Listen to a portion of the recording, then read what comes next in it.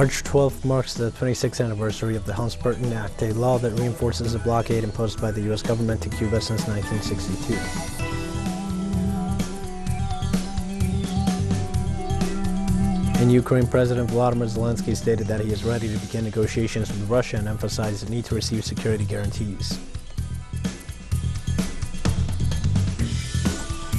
Venezuela ratified to the European Union its disposition for dialogue and demands the lifting of unilateral sanctions.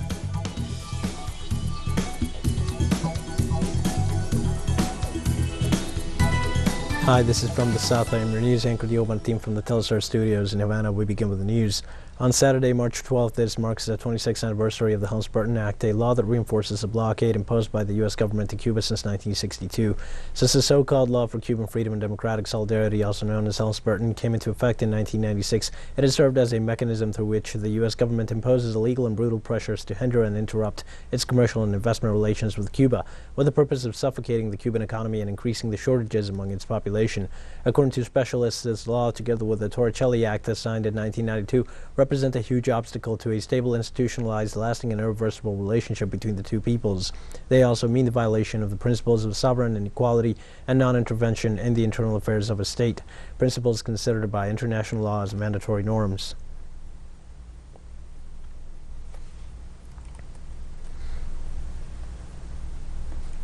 In Peru, President Pedro Castillo requested to address the National Congress to present his message next Tuesday, the day after the preliminary debate of a motion of vacancy. Castillo's request was announced by Prime Minister Aníbal Torres by means of a document backed by a constitutional norm that states the head of state may address messages either in person or by written form to the legislative body as he considers convenient, in addition to the annual message when first legislature begins. The request is also closely related to the impeachment process that will be debated on Monday once the legislative body discusses if the presidential vacancy motion is admitted for debate and if it is approved or not, while the head of state or his lawyer will have to exercise his defense before the body. Opposition congressmen who presented the vacancy motion hope to reach the 2 votes needed to complete the 52 required for the motion to be debated.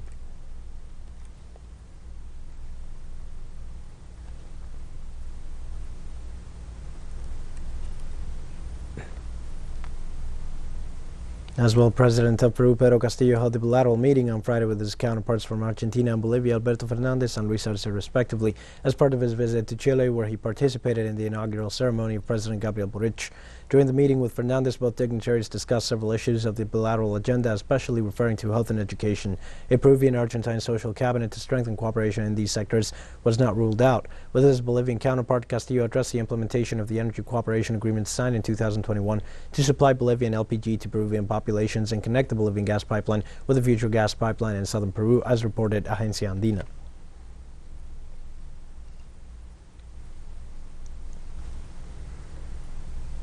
In Brazil, the oil company Petrobras announced an increase in fuel prices. Petrobras announced an 18.8% increase in the price of gas on Friday, whereas diesel rises and is set to hit a 24.9% increase mark. This is the biggest fuel price escalation since January 2021. The mostly state-owned petrol company said in a statement that price increases by other fuel providers have prompted this measure. The executives conveyed that for almost 2 months they managed to not raise the fare, and they recalled that the Brazilian Senate approved a bill to support gasoline prices remain steady through a stabilization fund, as well as an assistance plans for those most affected by the measure.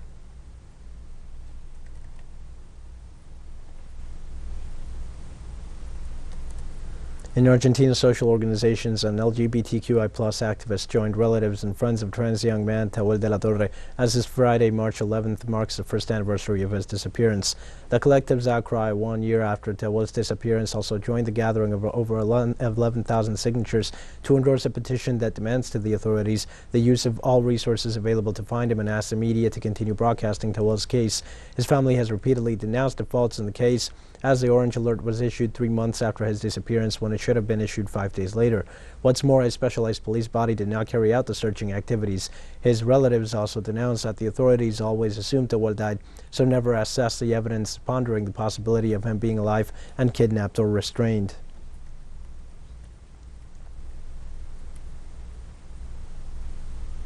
The campaign of the United States and that country's media has unleashed a real wave of Russophobia, not only against President Vladimir Putin, but more absurdly against the Russian people. Contrary to this situation in Venezuela, the people assure that they will continue to welcome all Russian citizens. Our correspondent Malen Garcia gives us more details.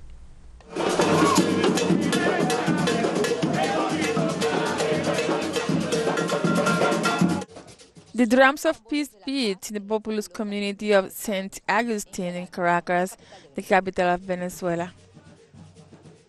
It is the guaguancó flavor which once again embraced the Russian tourists who since September 2021 are visiting the country as part of the bilateral agreement with Russia on tourism.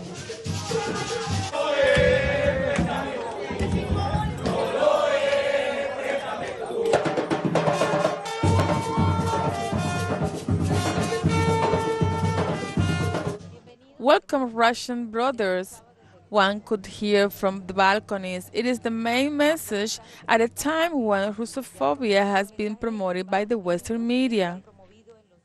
And I do not believe in the United States because those people have always waged wars in the name of freedom, in the name of freedom of economy, for so many things.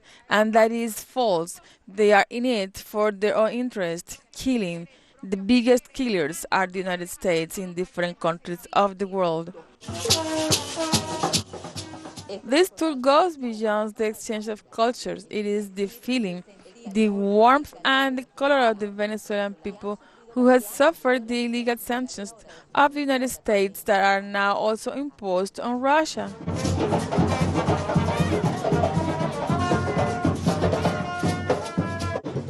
Main Russophobia sees all over the world. The media wants to become a big court, but a court of lies, a court of falsity. It is a simply media campaign that tries to undermine the profound truth that the Russian people are taking on today, which is to fight against racism, to fight against this fascist enclave that has tormented, raped, and mutilated the community of Donbass. So may the aggression against the Russian people stop. That racism stop and Russophobia as well. Russia has been sanctioned by the United States and its ally. Its planes are not allowed to fly over Europe, but the operation will not stop. Flights are going to increase to and from Venezuela. Now with the Venezuelan state airline Conviasa, cooperation is intact. Russia Airlines flights are suspended. They have requested for 7 flights a week, and we are working from now, starting on April 1st, to have 3 flights a week, direct from Moscow to Port Lamar, apart from the regular flight from Moscow to Maiquetía, which is every 15 days and will increase in number soon. In almost 6 months, more than 50,000 Russian tourists have come to Venezuela. The goal is to reach 12,000 monthly. Madeline Garcia, teleSUR, Caracas, Venezuela. We're going to take a short break now. Please join us again after this.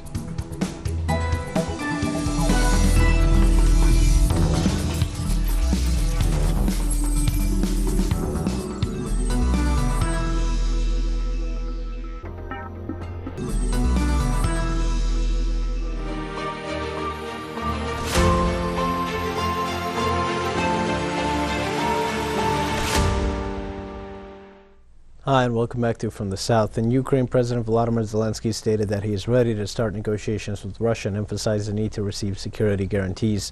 During a press release, Zelensky reiterated his hope that the peace process will begin to be put into practice and will not remain only in words. He also stressed that Kyiv needs security guarantees in spite of the fact that Russia had previously been denied such requests by the U.S. to prevent NATO expansion. He also reported that he asked Israeli Prime Minister Naftali Bennett to hold talks with Russia in Jerusalem, since the 3 rounds of talks between Russia and Ukraine have already been held in Belarus.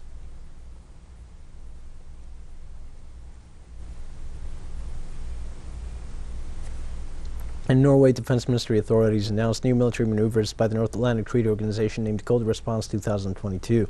In statements to the press, the Norwegian Defense Minister Odd Roger Enoksen informed that exercises will begin on March 14th and will be extended until April 1st. They will be carried out in a territory close to Russia in the framework of the conflict between the country and Ukraine. These maneuvers will have 30,000 soldiers, 200 airplanes, and 50 ships from NATO member countries, as well as troops from Sweden and Finland, non-NATO nations. In this regard, Moscow Embassy in Oslo issued a statement saying that the reinforcement of NATO's military capabilities near Russia's borders does not contribute to strengthening the security of the region.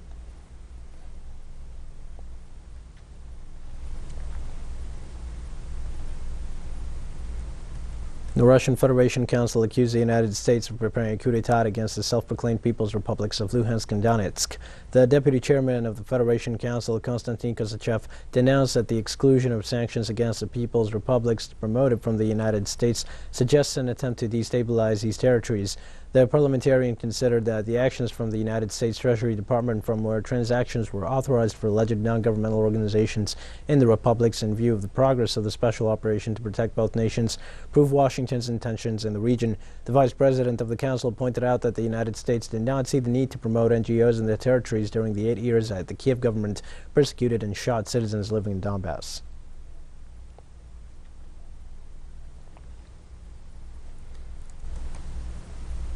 The United States reported that it is enabling new logistical and administrative channels to expedite arms shipments to Ukraine and other European nations. Pentagon spokesman John Kirby explained at a press conference that due to the growing demand for military equipment from allied countries in Europe, the Pentagon has decided to create a special team for this purpose while working on mechanisms to reduce the required bureaucratic procedures. Military analysts point out that Washington is conducting this activity simultaneously with the increase of tensions in the region to force Ukraine and other allies to take loans and buy weapons at inflationary prices.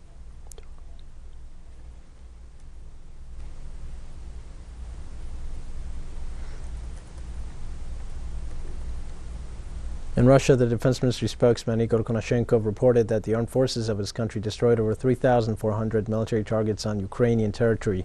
The official detailed that the figure includes 3 anti-aircraft missile systems, 8 command and communication centers, 5 ammunition and fuel deposits, and 78 warehouses for military equipment. In addition, there have been eliminated 123 drones, as well as 1,127 tanks and armored vehicles, 115 multiple missile launchers, 423 artillery guns and mortars, and 934 units of special military vehicles. The Russian government has repeatedly stated that its military operation is aimed at the demilitarization of Ukraine and does not represent a threat to civilians.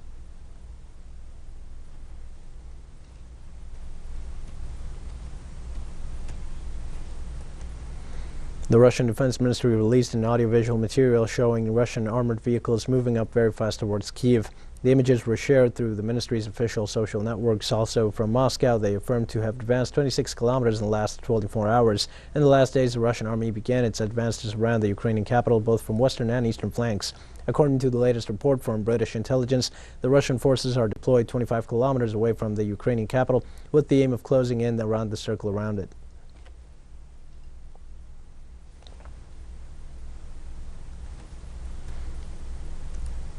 A humanitarian corridor was opened to bring food and medicine to Mariupol, a city in southeastern Ukraine besieged for 12 days. The crossing was opened by Ukrainian authorities in agreement with Russian military forces as part of the agreements reached by both parties in dialogues held in Belarus. According to the report, more than 90 tons of food and medicines were transferred through the corridor. Moscow and Kiev agreed upon the opening of up to 7 humanitarian corridors to evacuate citizens and provide food to cities affected by the conflict in Ukraine. However, these corridors have not operated as expected, and both sides are accusing each other of blocking them.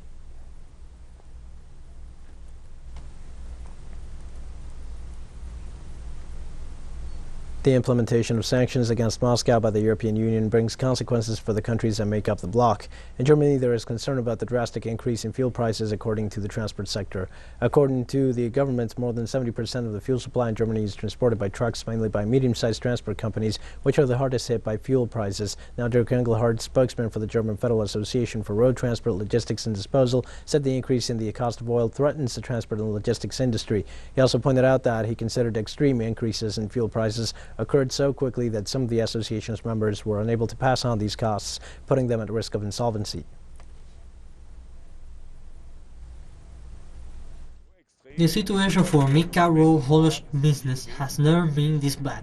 The extreme rise in fuel price is a huge problem for our members. They cannot hand down these prices fast enough and are therefore threatened with insolvency. We have more news coming up after a final short break. Please stay with us.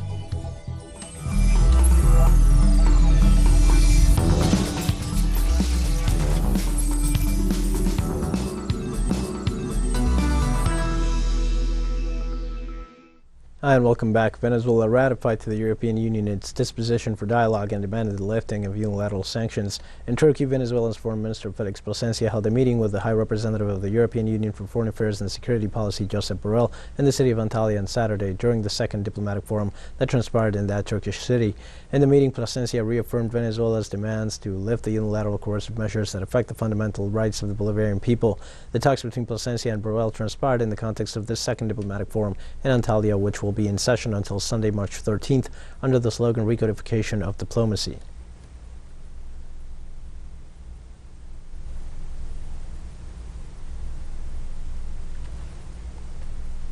On Saturday, Turkmenistan held anticipated presidential elections, which were to be held in 2024.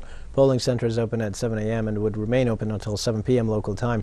A total of 2,577 polling stations were set up in the country for the presidential elections. 9 candidates are on the electoral ballot in a nation of some 6 million inhabitants. Analysts have as a favorite candidate Serdar Berdimuhamedov, 40 years old, who serves as deputy prime minister in charge of economic affairs and who is the son of current head of state Gurbanguly Berdimuhamedov.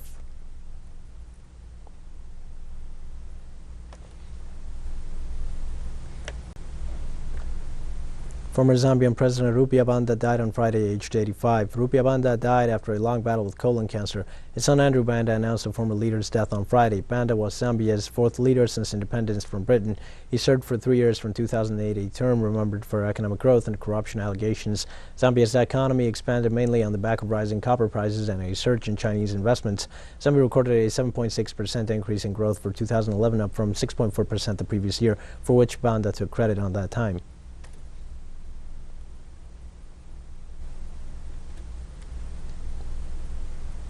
In Kenya, at least 5 people died when a terrorist attack in the coastal city of Lamu in southeast of the country. According to police authorities, 4 of the deceased persons were hired workers from the construction company for Chinese Communications who were working on a highway section over the Kwao Molo Bridge in the Boni Forest 460 kilometers east of Nairobi. Another of the victims died while riding a motorcycle in the area at the time of the attack, while 4 other people were injured. According to the source, Kenyan security forces are investigating the incident perpetrated by a commando of the Islamic extremist group Al-Shabaab, whose members run into the Boni Forest. A military operation is currently underway to capture them.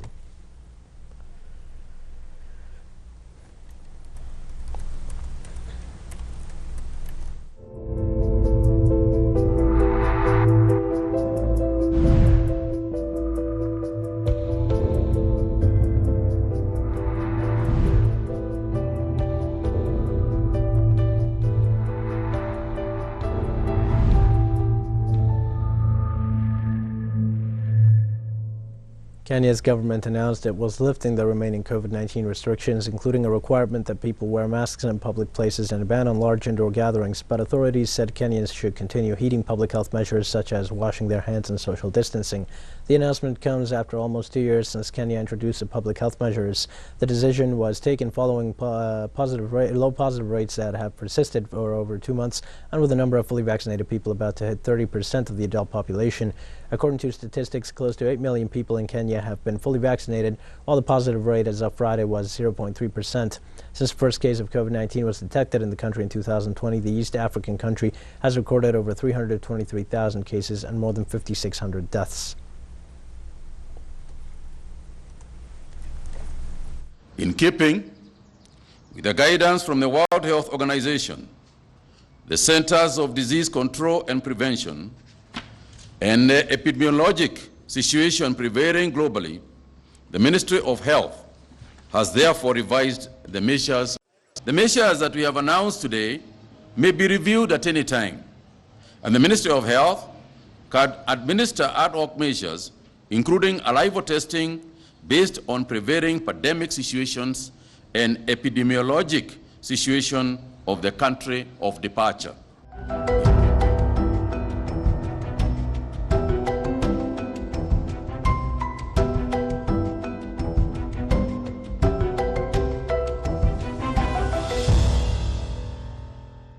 Cyclone Gombe left so far 10 people dead and thousands affected after hitting Mozambique and Madagascar. According to the Meteorological Service of Mozambique, the Cyclone Gombe hit the province of Nampula during the night from Thursday to Friday with strong winds, which would have reached 160 kilometers per hour. Among the victims caused by the storm was a child crushed in the collapse of a house in the town of Monapo, bringing the death toll in Mozambique to 8. Authorities reported that previously the cyclone left 2 dead in Madagascar and nearly 1,000 people affected.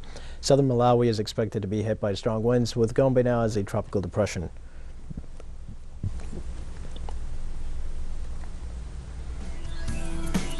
And we've come to the end of this news brief, but remember you can find these and many other stories on our website at teleSUR English. You can also join us on social media for all the latest news. We're on Facebook, Twitter, Instagram, and Telegram. For teleSUR English, I'm Dio Martin. Thanks for watching.